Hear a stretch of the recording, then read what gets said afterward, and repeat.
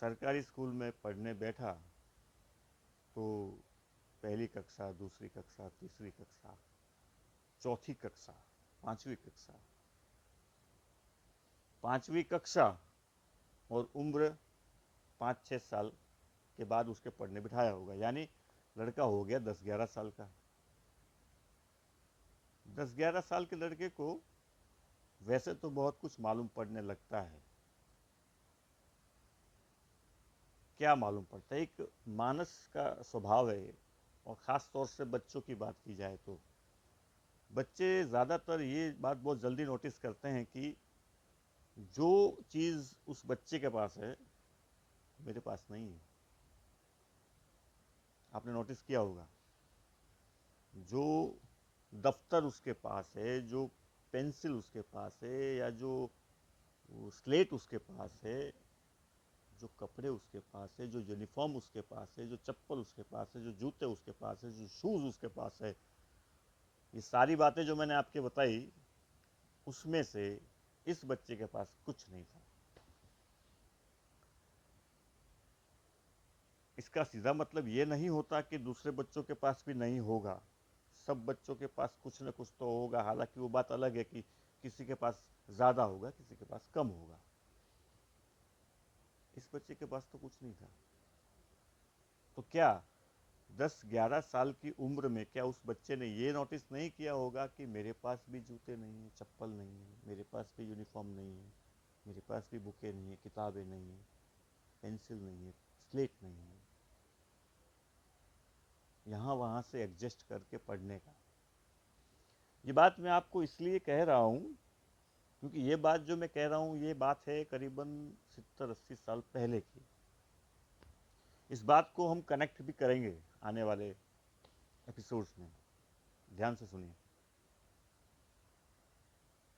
और बहुत सीधी सी बात है कि जब गांव में बड़ा बड़ा बच्चा होता है तो गांव के कल्चर के साथ तो वो मैच हो ही जाता है। वो स्वाभाविक सी बात है, शहर में रहेगा तो शहर का कल्चर मिलेगा, गांव में रहेगा तो गांव का कल्चर मिलेगा। दोस्तों के साथ नदी पर जाना, मौज मस्ती करना, नदी में तैराकी सीखना, ये सब उसके शौक थे। कबड्डी खेलना, अ, पहले के ज़माने में स्पोर्ट्स के इंस्ट्रूमेंट या तो साधन कहे तो नहीं थे, तो कैसे खेल खेले जाते थे?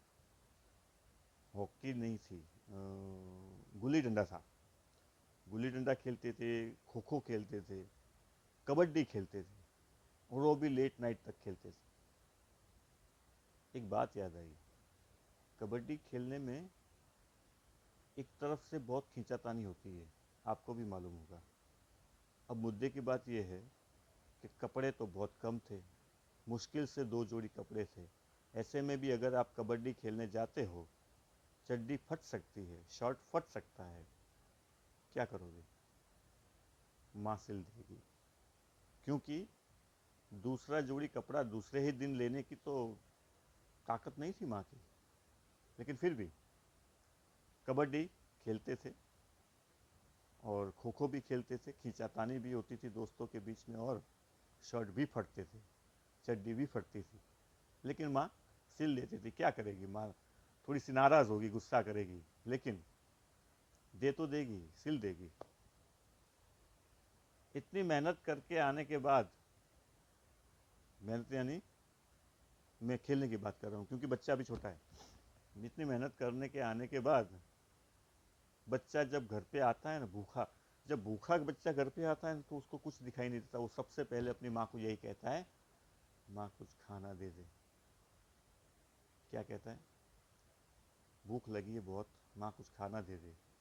खाने में क्या हुआ करता था? मक्के की रोटी, मिर्ची का पाउडर बनाकर, अक्खी मिर्ची, उसको पीस देने का, पीसने के बाद उसमें थोड़ा सा पानी डालने का। बहुत ज़ोरदार बात कहता हूँ मैं, आपको ध्यान से सुनिएगा कि चटनी के अंदर जीरा और लहसुन अगर ये डाला जाए तो चटनी की मज़ा कुछ और हो जाती है, टेस्टी लगती है। इतना भी नहीं था। सिर्फ लाल मिर्च, उसको पत्थर पे पीस लेने का, थोड़ा सा पानी डाल देने का, और मक्के की रोटी के साथ खाने का। साइंटिफिक पॉइंट ऑफ व्यू से भी अगर मैं बात करूं, तो इंसान को कड़ी भूख लगती है, और उसमें भी जब इंसान जवान होता है तो उसे ज़्यादा भूख लगती है। उसमें भी अगर इंसान बहुत मेहनत करके आया हो तो उसे और ज़्यादा कड़ी भूख लगती है। बच्चा लेट नाइट तक अगर खेल कर आता है, ज़ोरदार वाली भूख लगी हुई है, घर पे आकर माँ से कहता है कि माँ मुझे भूख लगी है, खाना दो। माँ देती है एक मक्के का रोटा रोटा और चटनी। साइंटिफिक पॉइंट ऑफ व्यू की बात मैं इसलिए कह रहा हूँ कि जब आपको भूख लगती है तब आपके पेट में एक प्रकार का एसिड बनता है, और वो एसिड आपके खाने को डाइजेस्ट करने का काम करता है। लेकिन पेट के अंदर गया क्या? तीखा तमतमाती हुई मिर्ची।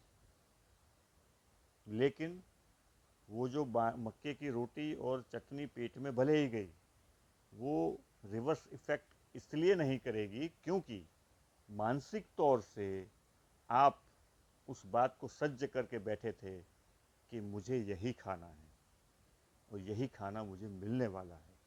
इसलिए आपका दिमाग मेंटली उस बात को एक्सेप्ट कर चुका था कि शाम को मुझे मिर्ची और रोटी ही खानी है।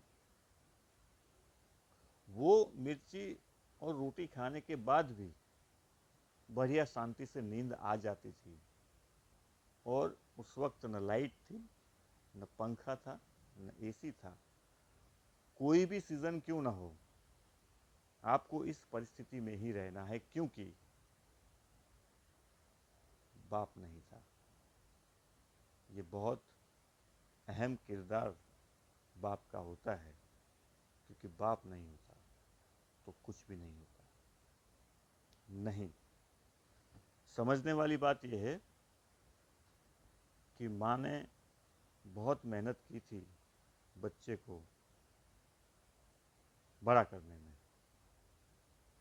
उसे पालने में, उसे पोसने में। आगे की बात जारी रहेगी। नेक्स्ट एपिसोड वेट कीजिए।